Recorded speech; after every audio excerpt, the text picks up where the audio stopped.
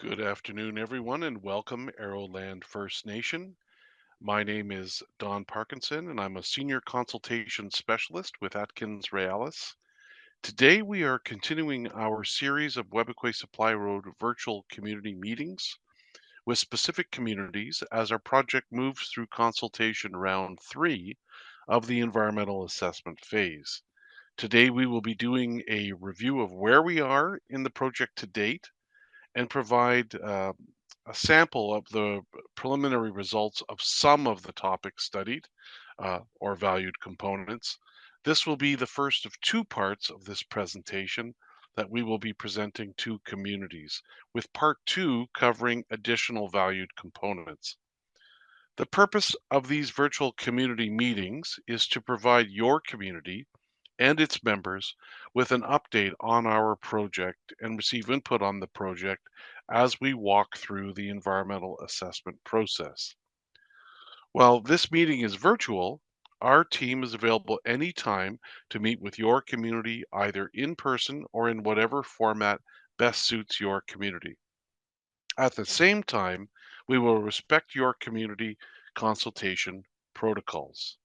I want to note that we have shortened the presentation to cover just a couple of valued components due to time limits, but the full presentation will be available on our project website, supplyroad.ca. We will be taking your questions and comments once the presentation is over. And I should note that we have translation services available for today's meeting, courtesy of Mr. Fred Jacob of Webequie First Nation. And so you can access those by clicking on the language or the interpretation button on your screen.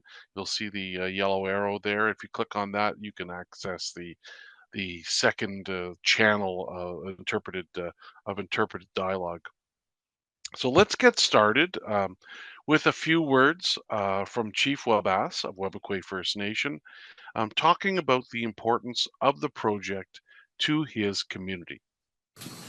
Um, Webequie has a vision, for their community, and uh, and we're looking for ways to how to prosper our community, and also to find or address some of the challenges that we have in our community. So we look into economic development, and we look into what's out there that can help us, become a community a vibrant community that is prospering from using the lands and resources. And one of the things that we're doing is that we're looking at some potential economic development opportunities, including, developing a road to potential sites in mineral development. So we are, exploring opportunities for our community, and also looking at our future generation as well too. We like to see be able to have opportunities for our future generation, so they can live a good life and a healthy life, and hopefully with the opportunities that we're looking at, it will generate job opportunities and also bring in a good infrastructure for our community. Our thanks to Chief Wabass for his wise words about the importance of the project to his community. And let's move now to the presentation, part one of the preliminary results of the valued components, or VCs. And then we're going to come back and take any questions or comments community members may have. So if we can bring up the consultation round 3, part 1 video, let's listen to that and we'll come back and get your comments and questions. Welcome to round 3 of the WSR environmental assessment phase. Today we will be covering part 1, which talks about what is being looked at in the provincial environmental and federal impact assessments, how the effects assessment is being completed, and the preliminary effects assessment results for selected value components, which are basically the different things we have studied as part of the environmental assessment or impact assessment. Part 2, which will be part of a separate virtual community meeting, will continue to cover preliminary results of effects assessment for select valued components, but will also cover cumulative effects, which are the leftover effects of this project combined with others from the past, present, and future. Webequie First Nation is about 200 to 250 kilometers from the Hudson Bay and James Bay coasts, and the planned Webequie Supply Road runs south of Webequie and then east to the Ring of Fire area. The purpose of the Webequie Supply Road is to move people and supplies to the Ring of Fire area, create jobs and business opportunities for community members, as well as skills training opportunities for young people. As this is Webequie's project, this will be done in a careful, sensitive way that will preserve and strengthen the community's language and culture. The planned road will be 107 kilometers long, with 17 kilometers on the Webequie First Nation reserve lands. The corridor planning area is 2 kilometers wide, but the actual cleared area will be 35 meters wide, make 3 large water crossings, and will include temporary pits, quarries, equipment storage areas, and construction camps. The road will make 6 major water crossings and will include temporary pits, quarries, equipment storage areas, and 4 construction camps. Now let's talk about the communication we have had with Indigenous communities. In our rounds 1 and 2 of consultation with communities, the project website was updated with new information, notices were sent to all 22 communities offering a variety of engagement options, and in-person and virtual community sessions were conducted, as well as streaming sessions to help community members better understand the process and the project overall. As mentioned, the WSR consultation team offered opportunities for all 28 Indigenous communities to provide input on the project during round 2, as we previously did during round 1. The virtual community sessions with each of the 22 communities were heavily promoted through social media and email. A variety of input was received on the project during round 2, ranging from ownership and responsibility for the completed road, impacts of climate change, employment and training opportunities, business opportunities, and impacts on treaty rights to potential downstream impacts to coastal communities. Much of the feedback related to topics that will be addressed as the project moves closer to construction, or those that are of a more regional nature and have their own process, such as federal regional assessment. Now let's move to the heart of the presentation. Environmental assessments are studies which assess the potential environmental effects, good or bad, of an individual proposal or project. For our purposes, the term environmental assessment, or EA, refers to the provincial process, while impact assessment, or IA, refers to the federal process. Next, we are going to talk about what we are assessing in the EA and IA. As we have mentioned before, valued components, or VCs, are what has been identified by community members, the general public, and technical experts as required for study in the environmental assessment or impact assessment. In parts 1 and 2, we will look at the project's effect on VCs, while in part 2 coming up in a few weeks, we will look at other effects such as accidents or spills. Before we go further, let's review some key terms. Valued components, or VCs, are what are to be studied in the EA and IA. Indicators are the ways to measure potential effects for VCs.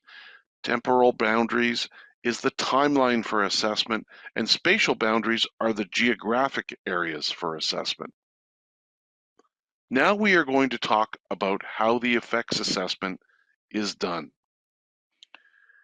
Engagement and consultation, as well as Indigenous knowledge, land, and resource use, feeds into the effects assessment steps, including identifying what will be studied, defining boundaries, identifying possible effects, and which are left over after mitigation, then looking at all effects together, and then identifying follow-up and monitoring and overall advantages and disadvantages of the project. We have received a lot of IKLRU information so far, including the purpose of traditional ceremonies, reliance on country foods, and climate change impacts. Existing conditions for each of the VCs are described through background research, engagement and consultation, and field studies.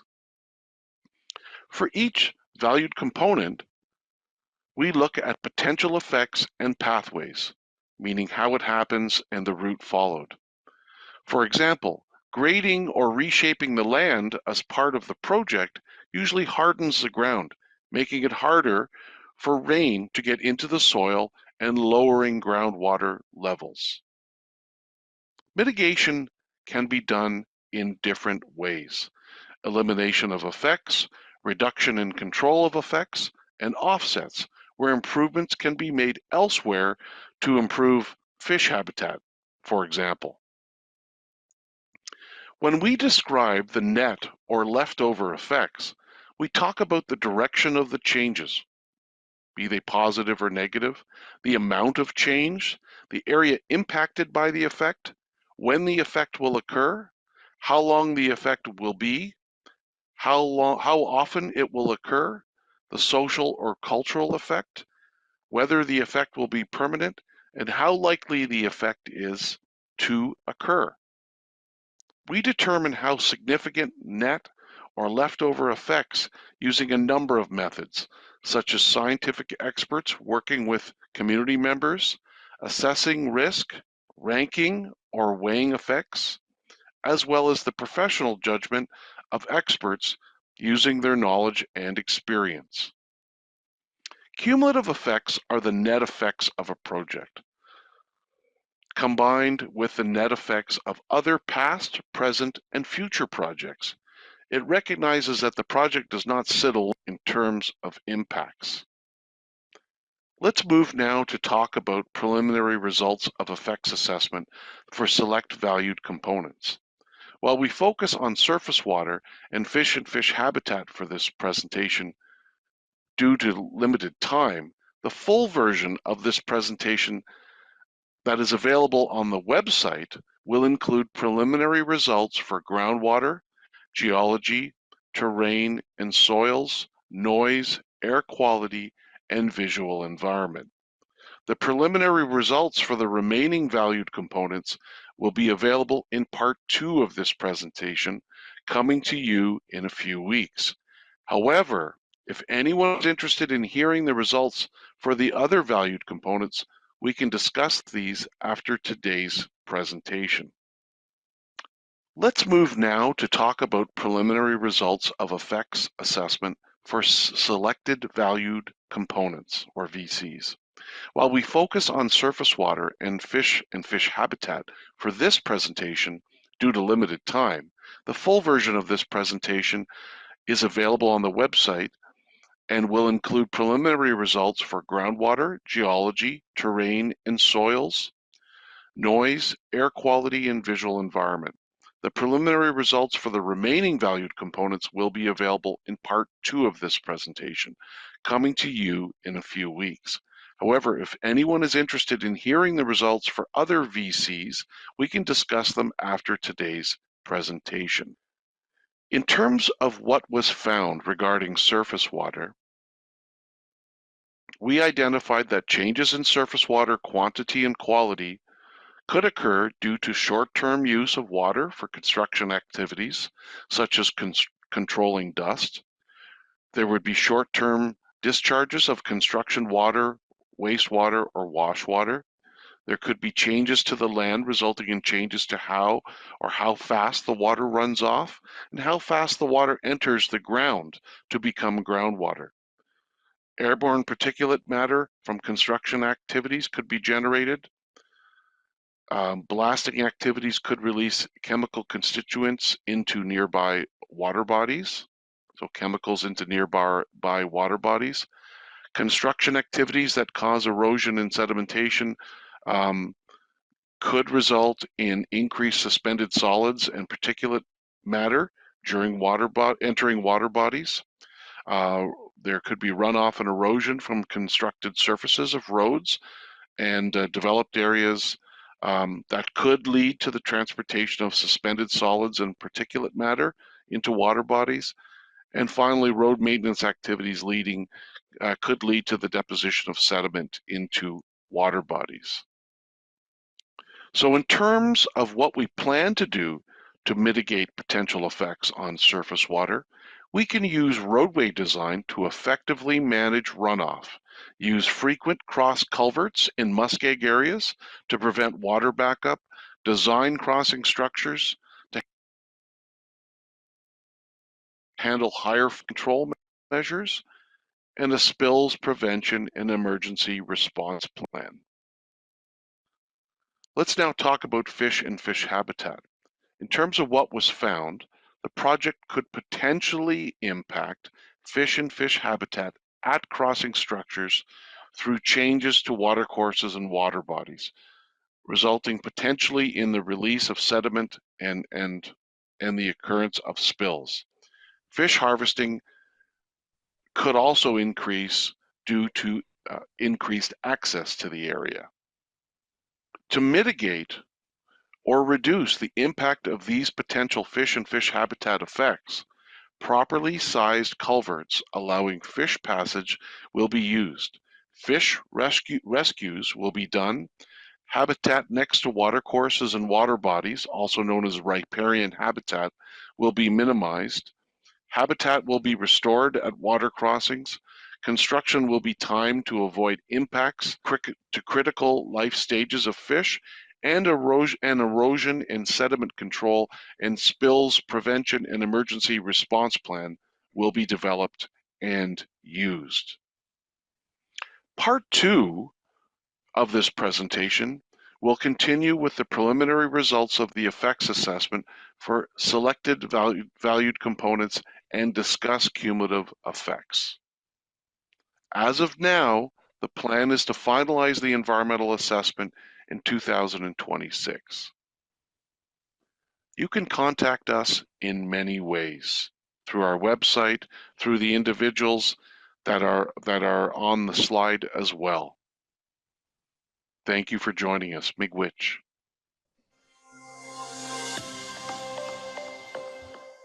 Welcome back, everyone, and let's open the floor now to see if we have any questions. And it doesn't look like we do at the moment, but that doesn't mean people can't submit their questions later on. So if you think of them later on, just send them over to us and we'll get back to you on that. And so that wraps up today's virtual community meeting. Miigwech to everyone for joining us. We hope this was helpful, and please feel free to reach out and contact our project team with any questions or comments that you may have. The project website, again, is supplyroad.ca. Join us again for part 2 of this presentation coming to your community in a few weeks. Miigwech and see you soon.